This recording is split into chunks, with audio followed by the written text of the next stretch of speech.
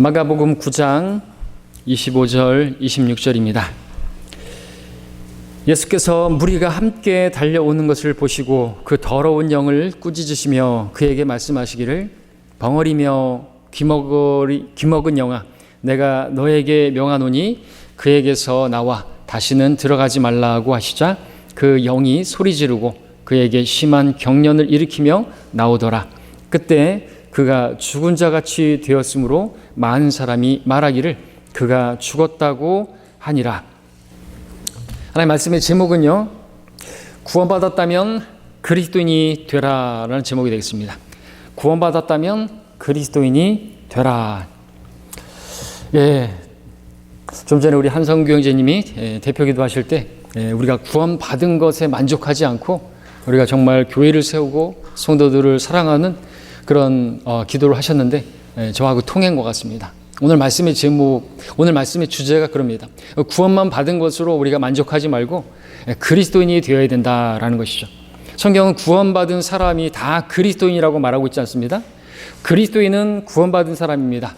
그러나 그 그리스도인이 구원받은 사람이 다 그리스도인은 아닌 것이죠. 성경에는요, 그리스도인이라고 불린 그 사도행전 11장 26절에 따르면 구원받은 모든 사람들이 다 그리스도인이라고 불리지 않고 제자들이 그리스도인이라고 불렸다고 기록하고 있죠. 그들이 1년 내내 교회와 함께 있으면서 많은 무리를 가르치니 안티옥에서 제자들이 처음으로 그리스도인이라고 불렸더라 기록하고 있습니다. 성경에 의하면 죄인이 구원을 받으면요, 자동으로 그리스도인이 되는 것이 아닙니다. 오늘 하나님의 말씀을 통해서 여러분들이 구원만 받은 사람인지 아니면 그리스도인인지 여러분들 스스로가 한번 분별해 보시기를 바랍니다. 오늘 본문에 보니까 주님께서 말씀으로 이 마귀를 물리치셨습니다.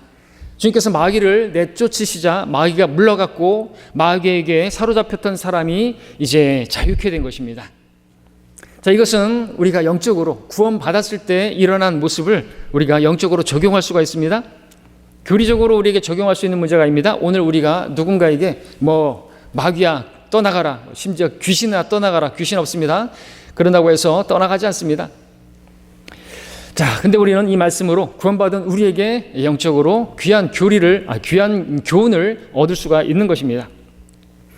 자, 본문에 나온 사람 마귀로부터 노임을 받아서 자유케 되었습니다. 마귀의 속박에서 이제 자유케 된 것입니다. 그런데 성경은 이 사람이 죽은 사람같이 있다라고 말하고 있죠. 죽은 사람같이 되었습니다. 자, 이것을 우리에게 영적으로 적용해 보면요, 많은 구원받은 사람들이 마귀에게 노임을 받았습니다. 주님을 만나서 그야말로 죄의 문제에서 해결받았습니다. 자유케 되었습니다. 진리, 예수 그리스도, 그 진리를 알게 되니 그 진리가 우리를 자유케 했습니다. 그럼에도 불구하고 많은 그 구원받은 그리스도인들이 죽은 자나 다름없는 삶을 살아간다는 것이죠. 죽은 자가 누굽니까? 죽은 자들로 죽은 자를 장사 지내게 하라.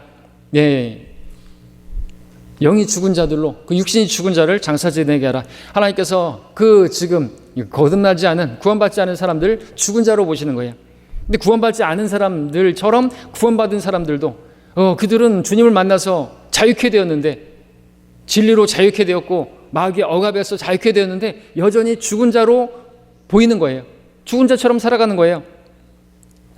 오늘 많은 구원받은 사람들이 그렇게 죽은 자의 모습과 다르지 않은 모습으로 살고 있다는 것이죠. 그 중에 많은 사람들은, 많은 교인들은 구원이 전부인 것처럼 알고 살아갑니다. 구원은 분명히 엄청난 일이 일어난 것이죠. 놀라운 하나님의 선물입니다. 그러나 어떤 의미에서 보자면요, 구원은 별것 아닐 수도 있어요. 어떤 면에서요? 우리가 하늘나라 가는 그거 구원받은 사람은 하늘나라 가고 구원받지 않은 사람은 하늘나라 못 가고, 그거를 제외하고 나면요, 이 땅에서 구원받은 사람이나 구원받지 못한 사람이나 그 모습을 보면 별반 다를 바 없기 때문에 그렇습니다. 똑같아요. 구원받은 사람이나 구원받지 못한 사람이나 똑같은 죄를 짓고 삽니다. 그런 의미에서 본다면 그렇게 이 땅에서 보자면 별로 대단한 게 아니라는 것이죠. 오해하지 마십시오. 저는 구원받은 사람을만 말하는 거예요. 지금 그리스도인을 얘기하는 게 아니에요. 그냥 구원만 받은 사람을 말하는 것입니다. 근데 구원만 받은 사람은 그냥 죽은 자같이 살아가요. 먹고 마시고 장가가고 시집가고 여전히 그 일을 하면서 살아간다는 것이죠. 구원은 값없는 선물로 받았지만 구원받았다고 해서 자동으로 그리스도인이 되는 것은 아닌 것입니다. 그리스도인이 구원받은 사람입니다. 그러나 구원받은 사람이 다 그리스도인은 아닌 것입니다. 그리스도인은 어떤 사람입니까? 성경에 따르면 그리스도인은 그리스도께 속한 사람이고 그리스도를 따르는 사람입니다. 자기를 부인하고 십자가를 지고 주님을 따르는 사람이 그리스도인이라고 불리는 것이죠. 성경은 제자들이 그리스도인이라고 불렸다고 기록하고 있습니다. 누가 제자가 될 수 있는 것인가? 주님의 말씀에 따르면 자기 십자가를 지지 않고 나를 따르는 자는 나에게 합당하지 않는다. 제자에 대해서 말씀하고 계셨습니다. 그렇게 자기 십자가를 지지 않고 나를 따르는 자는 나의 제자가 될 수 없느니라 말씀하고 계십니다. 우리는 주님의 제자가 되기 위해서 십자가가 무엇인지 알아야죠. 십자가는 고난의 형태로 다가오는 것입니다. 그렇다고 해서 모든 고난이 다 십자가는 아닌 것이죠. 구원받지 않은 저 죽은 자들도 많은 고생이 있습니다. 어려움 가운데 살아갑니다. 그러나 그들이 다 십자가를 지고 있는 건 아니죠. 그들이 십자가를 그렇게 고난 가운데 지고 있다고 해서 그들이 주님의 제자가 되는 건 아닌 것입니다. 성경에서 말씀하시는 십자가라는 것은 자발적으로 자원해서 주님을 위해서 고난을 기꺼이 당하는 것을 말하는 것입니다. 그러기 위해서 그 고난을 피하지 않으려면 자신을 부인해야 되는 것이죠. 왜냐하면 고난받는 것을 좋아하는 우리 육신은 아무도 없기 때문에 그렇습니다. 우리 육신은 성령을 거슬러서 하나님의 뜻을 따르기를 거부하면서 고난받기를 싫어하는 거예요.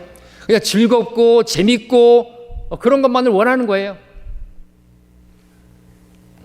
어떤 선택을 하면 손해가 있고 고난을 당한다고 한다면 그 일을 선택하지 않습니다. 그러나 십자가는 뭐예요? 내가 내 의지로 자원해서 주님을 위해서 선택하는 것이 십자가입니다. 십자가 내가 질 수도 있고 안 질 수도 있는 거예요. 우리 질병 같은 것은 그 십자가가 아니에요. 그것은 내가 원해서 진 게 아니기 때문에 선택하지 않아도 되지만 하나님을 위해서 손해를 감수하는 것, 그리고 선택하는 것, 그것이 십자가인 것입니다. 여러분은 십자가를 지고 주님을 따르고 있는지 돌아보시기 바랍니다. 그렇다면 여러분들은 그리스도인인 것입니다. 그렇지 않다고 한다면 그냥 구원만 받은 사람이라는 것이죠. 예수님께서 어떤 분이십니까? 우리를 위해서 자원해서 하나님을 기쁘시게 하기 위해서 고난을 스스로 선택하신 분이십니다. 고난받는 일로 순종을 배우셨다고 말씀하고 계십니다. 하나님을 기쁘시게 하기 위해서 예수님께서는 또 우리를 위해서 우리를 구원하시고자 십자가를 지신 분입니다. 우리도 그렇다면 하나님을 위해서 그분을 기쁘시게 하기 위해서 손해를 감수하고 고난을 적극적으로 선택해서 십자가를 져야 하는 것입니다. 오늘날 근데 대다수의 교회들은 구원이 전부인 줄로 알아요. 교회 다니는 목적이 뭐냐니까 구원받아서 천국 가는 게 소원이래요. 소원이 뭐냐? 67%인가 벌써 오래됐죠. 설문조사를 했는데 소원이 천국 가는 것이다, 하늘나라 가는 것이다, 구원받는 것이다, 그렇게 말한다는 것이죠. 구원파 교회들도 구원이 목적이냐, 그것이 다 이룬 것이냐, 그렇게 가르치지만 그건 착각인 것입니다. 하나님의 목적은요, 우리를 구원하시는 게 목적이 아니라 구원받은 우리들이 그리스도인으로 사는 것이에요. 우리 안에 그리스도가 형성되는 것이, 우리를 부르신 하나님의 형상에 일치하게 되는 것이 우리 하나님께서 우리를 부르신 목적이라고 로마서 8장 29절에서 말씀하고 있지 않습니까? 하나님께서 우리를 구원하신 목적은요, 단지 우리를 하늘나라로 데려가는 것에 있지 않습니다. 하나님의 목적은 그보다 훨씬 더 큽니다. 그 목적을 여러분 다시 한번 오늘 생각해 보시길 바랍니다. 오늘 본문을 다시 보시면 26절에서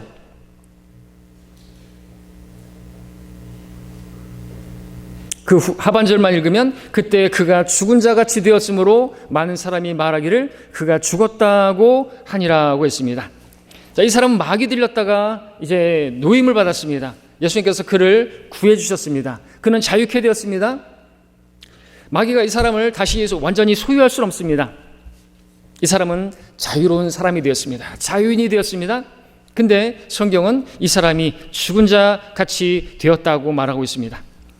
뒤에서는 주님께서 그를 손을 잡고 일으켜 세우시는 그 장면이 나오는데, 그 전까지는 그가 온전히 그렇게 하나님을 위해서, 하나님 나라를 전파하기 위해서 세움을 입기 전까지, 그리스도인이 되기 전까지 그 주저앉아 있는 그것은 죽은 자 같은 모습이다라는 것이죠. 구원만 받았는, 그 어떤 그 자유케 된 거기에서 머물러 있는 모습이다라는 것입니다. 자, 이 사람은 죽진 않았습니다. 이 사람은 더 이상 마귀의 소유가 아닙니다. 다만 이 사람은 죽은 사람과 다르지 않은 모습으로 있었다라는 사실을 눈여겨보시기 바랍니다. 교회 다니고 구원받았다는 많은 사람들 보면 대부분 구원받지 않은 사람과 전혀 다를 바 없는 모습을 보이고 있습니다. 구원받은 사람이라면 예수님을 만난 사람입니다. 마귀에게서 노임을 받은 사람입니다. 영원한 생명을 얻은 사람입니다. 그 생명은 예수 그리스도시죠. 그 아들이 있는 자는 생명이 있는 사람이라고 말하고 있습니다. 근데 삶에서 그 생명이 전혀 드러나지 않습니다. 그 부활 생명으로 살아가는 모습이 보이질 않습니다. 구원받지 않은 사람처럼 어떤 어려움이 임하면 그냥 낙심하고 불평하고, 구원받은 대부분의 사람들이 그처럼 구원을 받았지만 구원받기 전의 모습과 다르지 않은 모습으로 있습니다. 분명 구원은 받았지만 죽은 사람처럼 보이는 것이죠. 오늘날 구원받은 대다수의 많은 성도들이 그리스도인은 아닌 것입니다. 그리스도인으로 살지 않습니다. 어떻게 하면 그리스도인으로 살 수 있는지조차 알지 못합니다. 왜냐하면 교회에서 그것을 가르쳐주지 않기 때문에 그렇죠. 그냥 구원이 전부인 줄 알기 때문에 그렇죠. 그러나 여러분들은 아시죠? 어떻게 하면 구원만 받은 사람이 아니라 그리스도인으로 살 수 있는지, 그리스도인이 될 수 있는지 여러분들은 알고 계실 것이고, 모르신다면 아셔야만 하는 것입니다. 자, 27절을 보겠습니다. 9장 27절을 보시면 한 목소리로 읽죠. 시작.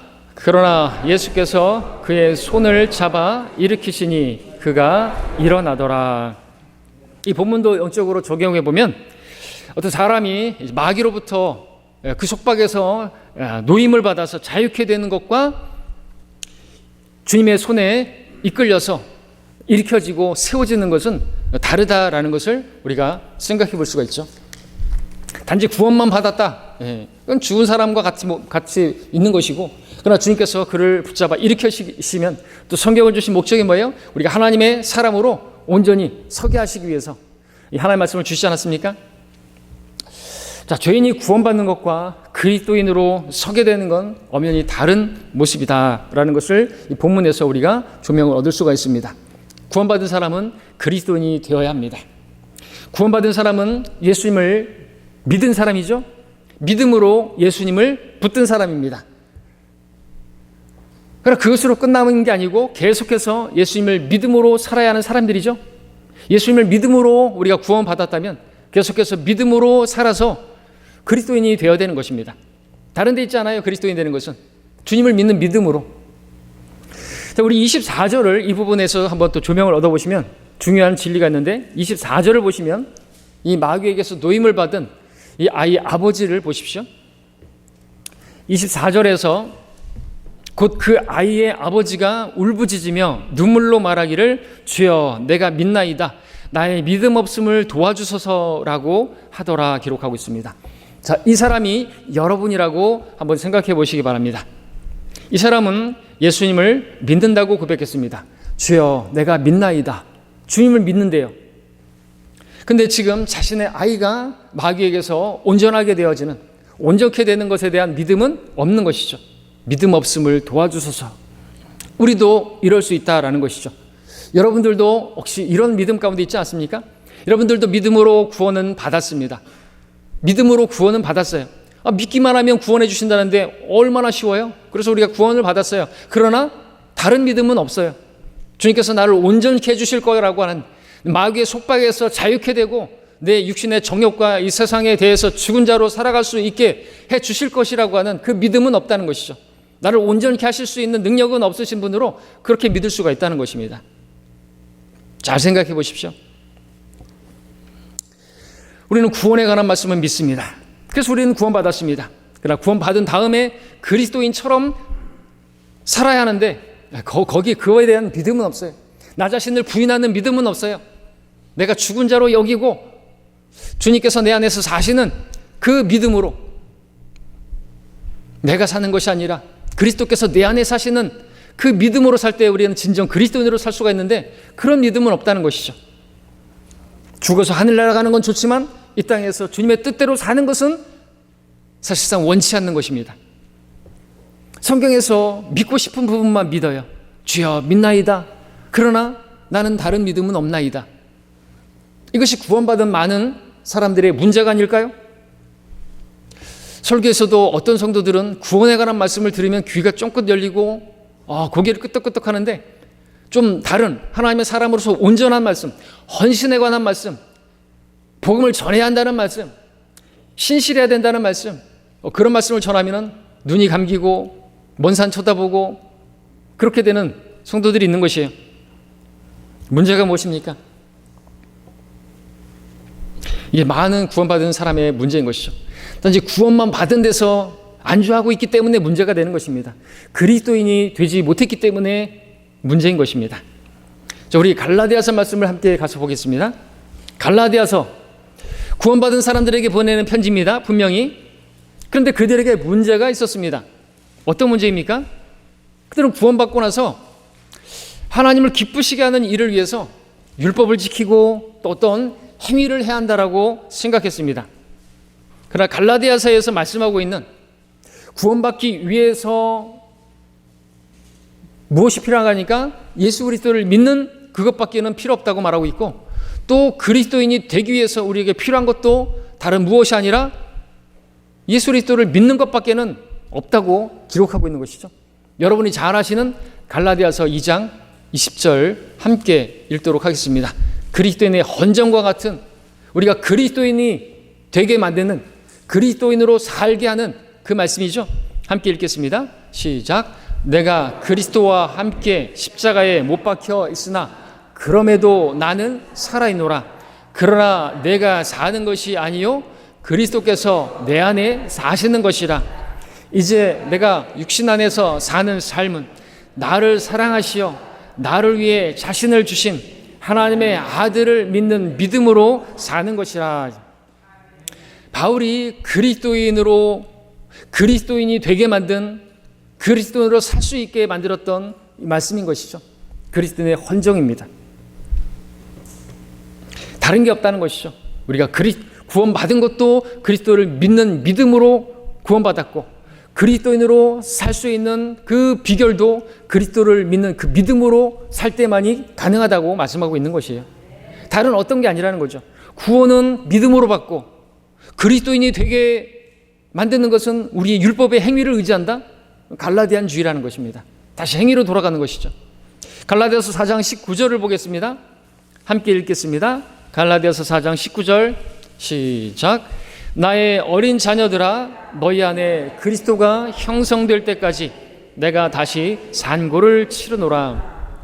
갈라디아서는 그래서 영적으로 어린 구원받은 사람들에게 보내는 서신이죠.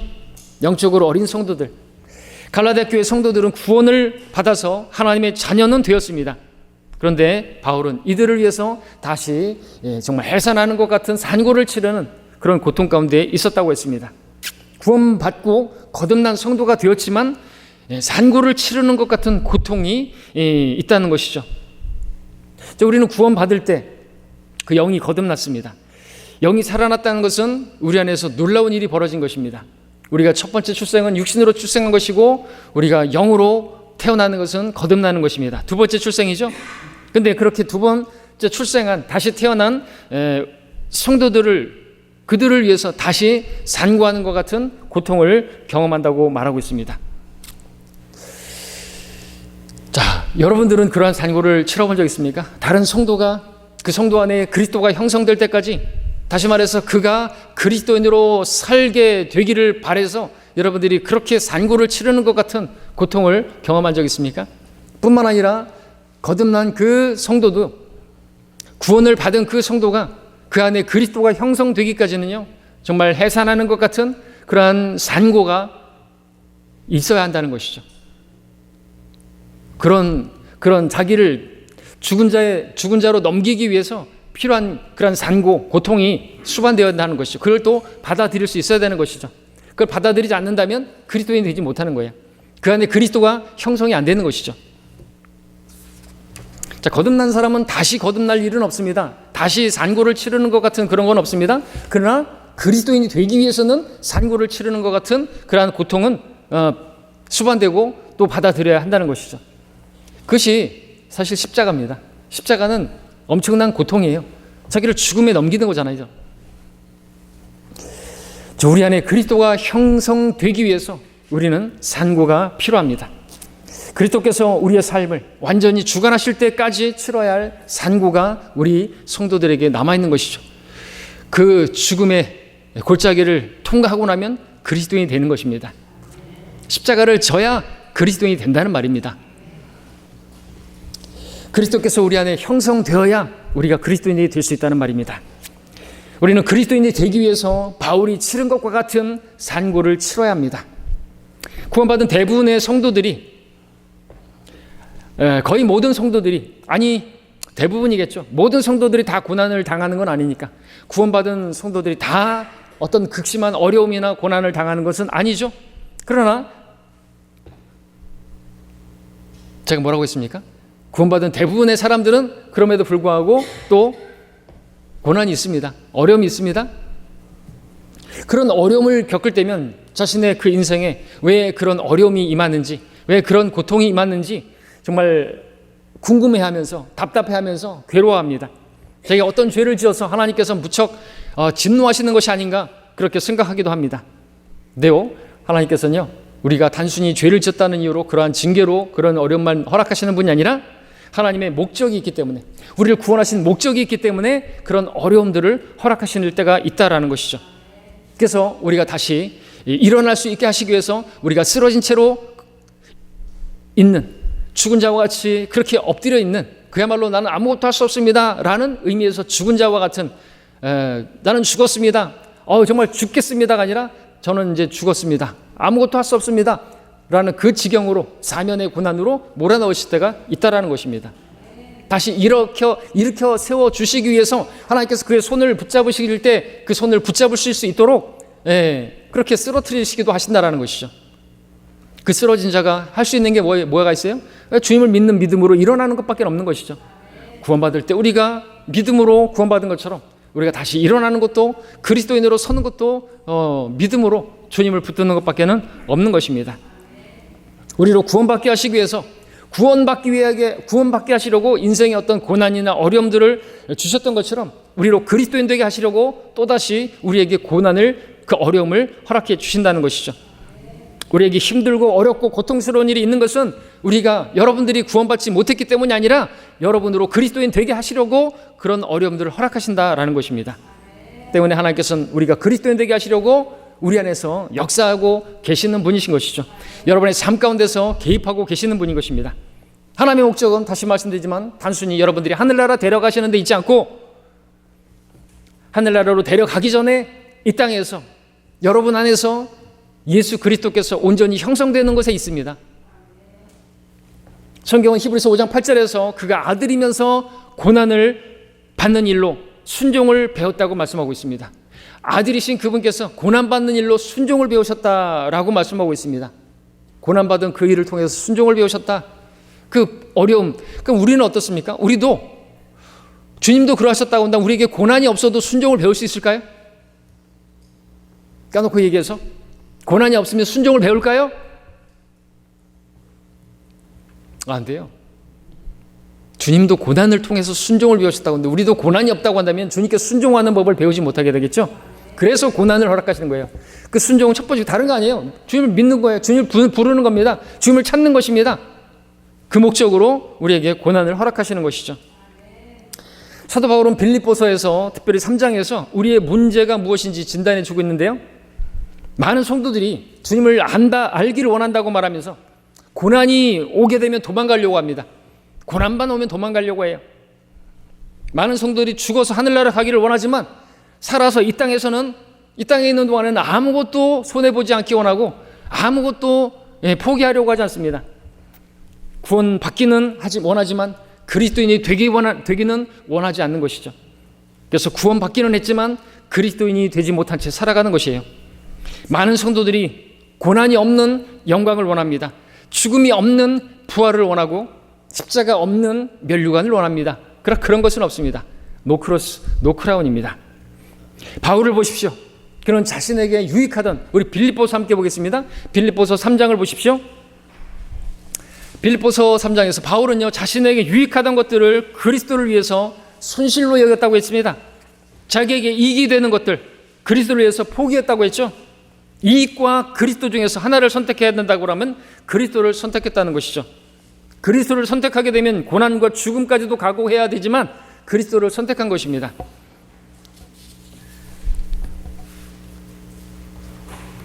빌립보서 3장 9절을 보십시오. 함께 읽겠습니다. 시작. 또 그 안에서 발견되고자 함이니 나의 의는 율법에서 나온 것이 아니요 그리스도를 믿음으로 말미암아 나온 것이니 곧 믿음에 의해서 하나님께부터 나온 의라 말하고 있습니다. 자, 우리는 행위로 구원받을 수 없음을 믿고 우리 주님 앞에 나왔죠. 우리가 구원받아서 하나님의 자녀가 되었을 때 하나님께서는 우리 안에서 이제 역사하시는 그 일을 시작했습니다. 그 선한 일을 우리 안에서 시작하신 것이죠. 그리스도의 날까지 그 일을 계속해서 완성해 나가실 것인데 그 일은 뭡니까? 우리 안에 그리스도가 형성되는 것입니다. 구원받은 사람에게는 죽어서 하늘나라 가는 것, 그 이상이 있다는 것을 우리에게 가르쳐 주시는 것입니다. 죽어서 하늘나라 가는 것 이상, 그것이 무엇입니까? 그리스도께서 우리 안에 온전히 형성되는 것, 우리가 그리스도 안에 온전히 거하는 것, 우리가 그리스도를 온전히 신뢰하는 것, 그리스도를 닮은 그리스도인 되는 것입니다. 다르게 형태로 말하지만 그것이에요. 그리스도인 되게 하시는 것이죠. 자, 우리는 구원받기 전에 행위로 구원받으려고 하는 헛된 시도를 한 적이 있습니다. 그러나 복음을 알고 나서 그런 시도를 버리고 예수 그리스도를 믿어서 구원을 받은 것이죠. 예, 우리의 의는 율법에서 나온 것이 아니라고 지금 말하고 있습니다. 예수 그리스도를 믿는 믿음으로 우리가 하나님의 의를 받은 것이라 말하고 있습니다. 그런데 구원받고 나서 여전히 다시 이전의 헛된 일로 돌아가는 그러한 사람들이 갈라디아 성도들이고 빌립보에도 있는 것이에요. 나의 힘으로 구원받을 수 없었다고 한다면 그리스도인이 되는 것도 내 힘으로, 내 스스로 안 되는 것입니다. 우리는 예수님을 믿음으로 구원을 받게 된 것처럼 그리스도인 되기 위해서도 역시나 예수님을 믿는 것밖에 없는 것이죠. 자, 여러분에게 당연한 질문을 하나 드리겠습니다. 여러분 안에 계신 예수 그리스도께서 여러분이 신실하기를 원하겠습니까? 당연하죠. 여러분이 하나님께 헌신하기를 원하겠습니까? 당연하죠. 여러분이 예배 드리기를 원하겠죠. 여러분이 복음 전하기를 원하겠죠. 여러분들이 주님을 섬기기를, 교회 성도들을 섬기기를, 봉사하기를 원하시겠죠. 그런데 왜 여러분은 그 일을 하지 않는 것입니까? 이유가 뭔지 아십니까? 하나님께서 여러분의 삶을 주관하시도록 막는 자가 있는데 바로 여러분 스스로가 그것을 막고 있는 것이죠. 성령께서는 바로 하나님의 뜻대로 살게 하시려고 그렇게 이끄시는데 육신이 성령을 거슬러서 계속해서 반목합니다. 싸웁니다. 내 스스로가 내가 그 일을 하지 않겠다고 적극적으로 거부하는 것이죠. 내 원하는 대로 살겠다고, 내가 기뻐하는 대로 살겠다고 그리스도인이 되지 못하는 거예요. 그리스도가 형성이 안 된 것입니다. 여러분 안에 계신 예수님께서 주님이십니까? 근데 구원만 받은 사람들은 그 예수님이 주인이 아니에요. 주인이라는 사실을 인정하지 않고 살기 때문에 어떤 결정을 해야 될 때, 이것을 해야 되는지 말아야 되는지 그 결정을 할 때 주님께서 선택하시도록 결정을 맡기는 것이 아니라, 주님께 맡기는 것이 아니라 내 스스로 결정하기 때문에 주님의 뜻은 이루어지지 않는 것이죠. 구원은 받았어도 여전히 육신을 따라 살게 되는 것이고 그 정욕에 따라 사는 것입니다. 자, 그렇다면 어떻게 해야지 그리스도인이 될 수 있을까요? 어떻게 해야? 그것은 다른 게 있지 않아요. 어떤 과정이나 시간이나 그런 게 필요한 게 아니에요. 여러분이 구원받을 때 했던 것과 똑같이 하면 됩니다. 구원받을 때 예수 그리스도를 믿음으로 구원받은 것처럼 여전히 예수 그리스도를 믿으면 여러분들이 그리스도인이 될 수 있다고, 그리스도께 속한 사람이 될 수 있다고, 내가 아니요 그리스도께서 내 안에 사신다고 하는 그 믿음, 그 믿음으로 살 때 그리스도인이 될 수 있다고. 그러면 이 세상에 대해서, 육신에 대해서 죽은 자가 될 수 있다고 말씀하고 있는 것이, 그러지 않고서는 그냥 세상 사람과 똑같은 죽은 자로 살아갈 수밖에 없는 것이에요. 자, 여러분 안에 계신 그리스도께서는 여러분들이 그리스도인으로 살게 하시는 데 있어서 능력이 없지 않는 분이에요. 여러분은 충분히 그리스도인으로 살 수 있게 하실 수 있는 능력이 그분께 있다는 것이죠.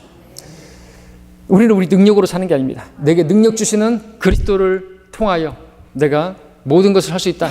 주님께서 원하시는 아까 말씀드렸던 그러한 신실한 삶, 헌신하는 삶, 봉사하는 삶, 교회를 위하는 삶 살 수가 있는 거예요. 나는 못합니다. 내가 아니옵니다. 근데 주님께서 내 안에 사시면 그 삶이 가능하다는 것이죠. 여러분이 구원받을 때 구원의 문제를 주님께 맡겨서 구원받은 것처럼 또 여러분이 그리스도인으로 정말 주님께서 기뻐하시는 그러한 온전한 삶을 내가 살고 싶은데 어떻게 하면 그렇게 살 수 있을까? 다른 데 있지 않다는 거예요. 그리스도를 믿는 믿음. 근데 그 그리스도를 믿는 그 믿음 전제해야 되는 게 뭐냐? 내 십자가라는 거죠. 내가 죽음에 넘기지 않으면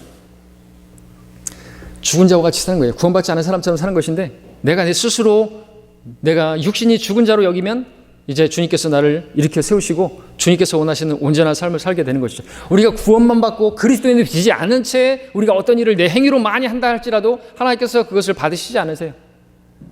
열매 맺을 수도 없고요. 그러나 주님께서 내 안에 사시면 주님께서 인정해 주시고 비로소 그리스도인으로 살 수가 있는 것이죠. 11절을 보시면요. 빌립보서 지금 3장 11절 이상한 말이 나오죠. 어떻게 해서든지 죽은 자들의 부활에 이르려는 것이라. 무슨 뜻입니까? 바울은 아직 자신이 죽은 자들의 부활에 이르지 못했다고 이르려는 것이라고 말합니다. 자, 죽은 자의 부활 이전과 이후의 삶은 분명히 다른 것입니다. 그렇죠? 부활 이전의 삶과 부활 이후의 삶은 완전히 다른 것입니다. 우리는 나중에 죽었다가 부활한 이후에라야 부활 이후의 삶을 살게 될 것이죠. 부활 이후의 그 부활의 생명을 살게 되겠죠. 근데 하나님께서는요, 여러분들이 부활하기 전에 미리 부활 이후의 삶을 살기를 바라시는 거예요. 부활한 것 같은 부활 생명으로 살기를 원하신다 이거죠. 예수님께서 우리 안에 부활하신 분으로 그 생명으로 계시지 않습니까? 우리가 침례를 받을 때 뭡니까? 우리 그분과 함께 부활했어요. 나를 십자가의 죽음에 넘긴 것이에요. 장사되었습니다. 부활했습니다. 그 부활의 생명으로 살라는 거죠. 여전히 육신을 따라서 내 정욕을 따라 살지 아니하고 주를 위해서 살게 하시려고. 첫 번째가 침례예요. 그게 첫 번째 순종이란 말이죠. 그게. 자, 우리가 하늘나라에서 주님과 같은 모습으로 변모될 것인데 하나님께서 원하시는 건요, 이 땅에서 우리가 주님과 같은 모습으로 살기를 원하시는 거예요. 그리스도를 닮은 모습으로 살기를 원하신다는 거죠. 우리의 몸은 휴거될 때 분명히 주님과 같은 몸으로 변화될 것입니다. 하나님께서 근데 원하시는 게 뭔지 아십니까? 우리가 휴거될 때 우리 몸만 변하는 것을 원하시는 거예요.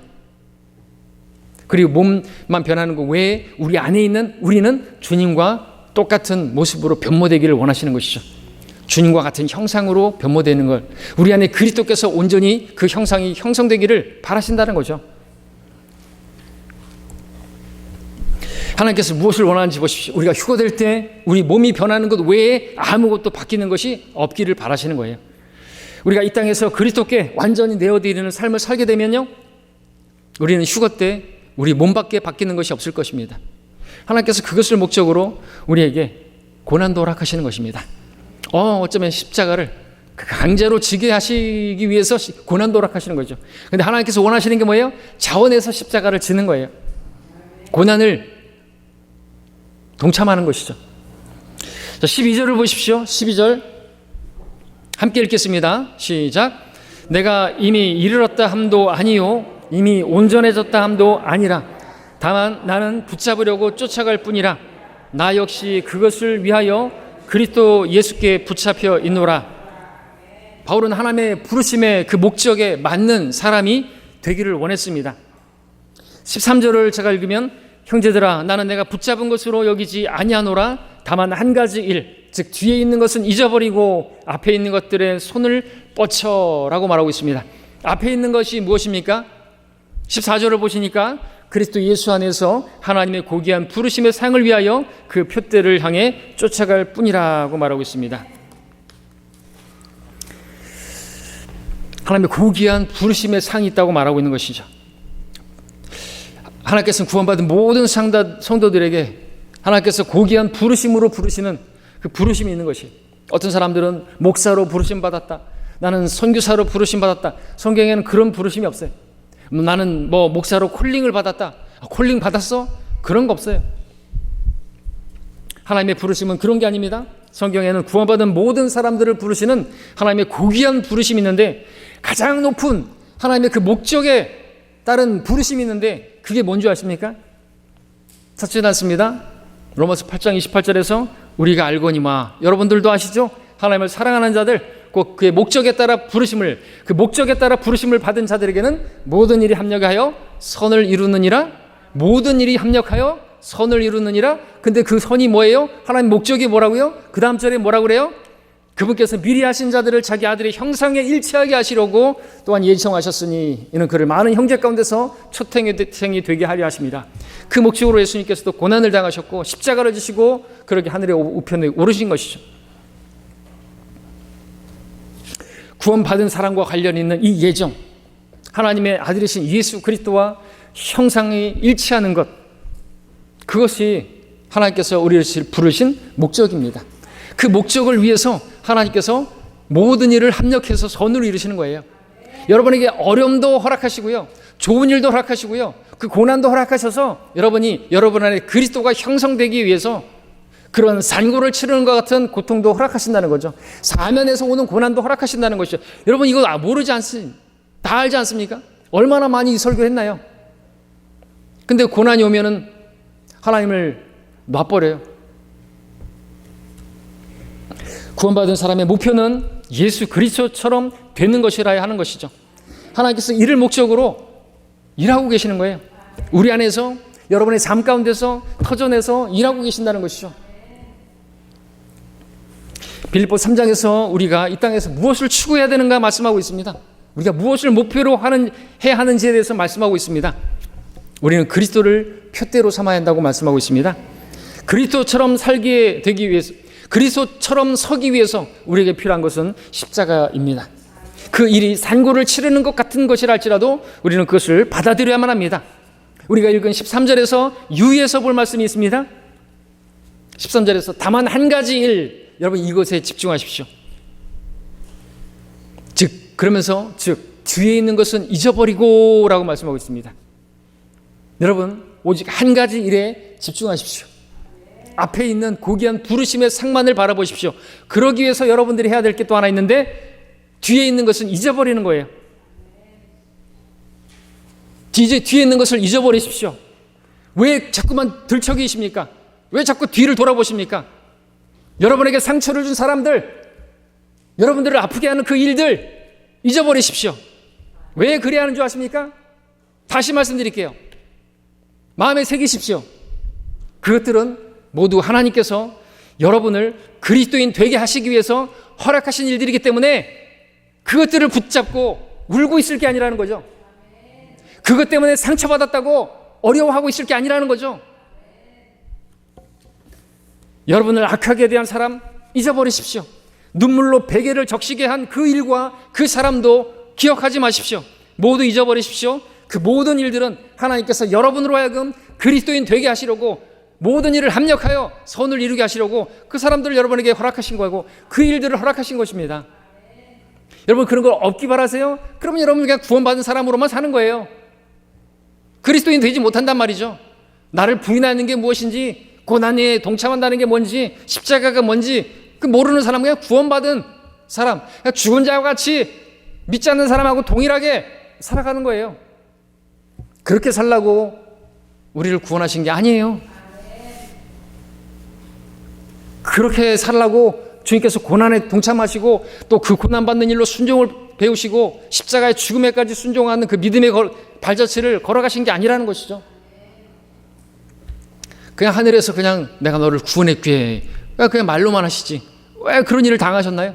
우리가 그 믿음의 발자취를 따라오기를 바라셔서 그리스도께서 내 안에 온전히 형성되게 하시려고, 하나님께서는 여러분이 고난을 통해서 순종하신 예수님처럼 되게 하시려고 그 모든 일을, 그 고난을 허락하시는 것입니다.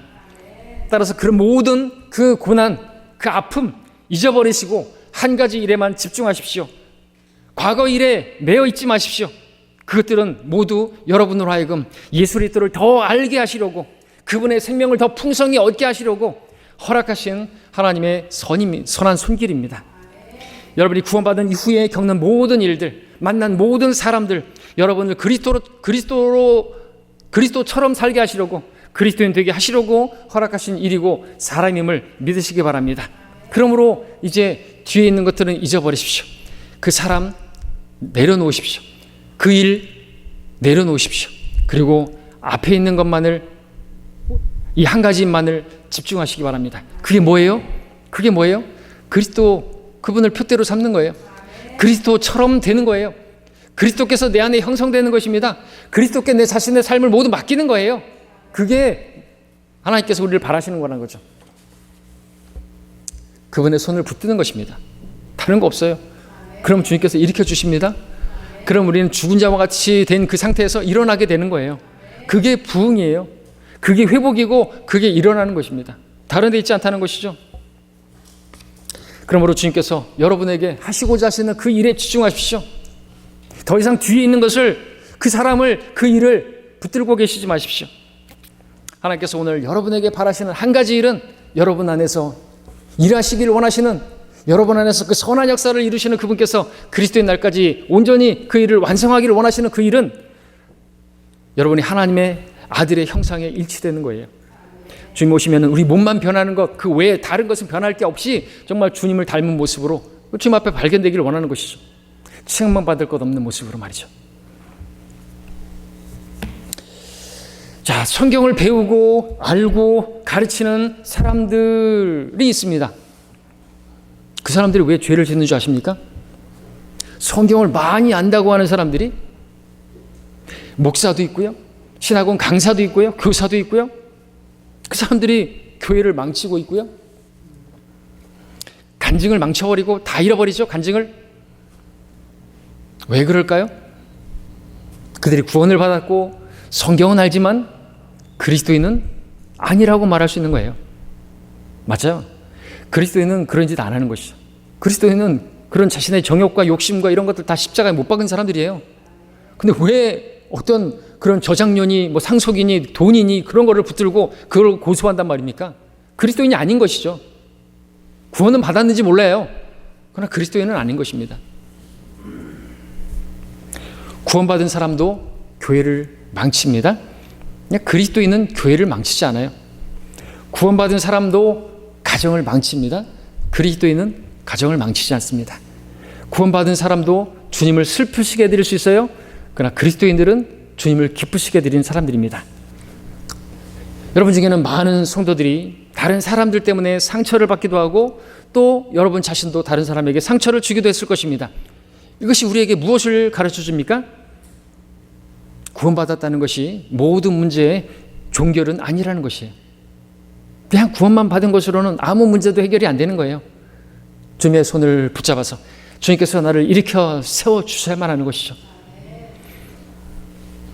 그러므로 여러분 과거를 잊어버리시고 이제 한 가지 일에만 집중하십시오. 앞에 있는 것만 집중하십시오. 여러분을 부르시는 그 목적, 여러분 안에 그리스도가 형성되는 그 일만을 바라보시면서 나아가십시오. 지금 현재 있는 그 일도 과거의 그 일들도 다 하나님께서 여러분을 그리스도인 되게 만드시려고 허락하신 일임을 믿으시기 바랍니다. 더 이상 과거의 일들을 바로잡으려고 시간 낭비하지 마십시오. 여러분의 행위로 구원받을 수 없었던 것처럼 여러분 행위로 그리스도인이 될 수도 없습니다. 여러분이 스스로 구원받을 수 없음을 인정하고 주님의 도움을 구했던 것처럼 여러분들 지금 그 상황에서도 그리스도인 되게 하시려는 하나님의 그 목적을 위해서 할 수 있는 것은 그리스도를 붙잡는 것밖에 없습니다. 결론적으로 그렇게 하면 우리가 그리스도인이 될 수 있는 것이죠. 자, 우리는 구원받기 위해서 십자가 앞으로 나왔습니다. 우리 또다시 그 십자가 앞으로 나갈 필요가 있습니다. 십자가 그리스도인이 되기 위해서 말이죠. 여러분을 구원할 수 있는 능력을 주신 그 예수님, 여러분이 또한 그리스도처럼 되게 하실 수 있는 능력을 가지신 주님이십니다. 여러분이 주님을 믿음으로 구원받은 것처럼 또다시 주님을 믿음으로 그리스도인이 되게 하실 수가 있습니다. 구원받을 때 믿음이 필요했던 것처럼 그리스도인들은 그리스도인으로 살기 위해서, 그리스도인 되기 위해서도 필요한 것은 믿음입니다. 구원받지 못한 많은 사람들이 마귀에게 사로잡혀서 마귀에게 종로로 다며 살아갑니다. 불행한 일은 구원받은 많은 사람들도 마귀에게 사로잡혀서 마귀의 종으로 살고 정복을 당한 채 마귀의 종로로 다며 살아간다는 것이죠. 왜 그런 것입니까? 그리스도인이 아니기 때문에 그렇습니다. 무엇이 필요합니까? 그리스도가 필요합니다. 그리스도께서 그 안에서 형성되는 일이 필요합니다. 하나님의 아들의 정확한 형상으로 우리가 변모되는 그것이 필요한 것이죠. 그러므로 구원받은 사람, 구원받은 것에서 만족하지 마시고 그리스도인이 되시기를 바랍니다. 우리가 그리스도의 제자가 될 수 있도록 하나님께서 도와주시기를, 우리 안에서 강력하게 역사하시기를 바랍니다. 그래서 그리스도인이 되기를 바랍니다. 기도하시겠습니다.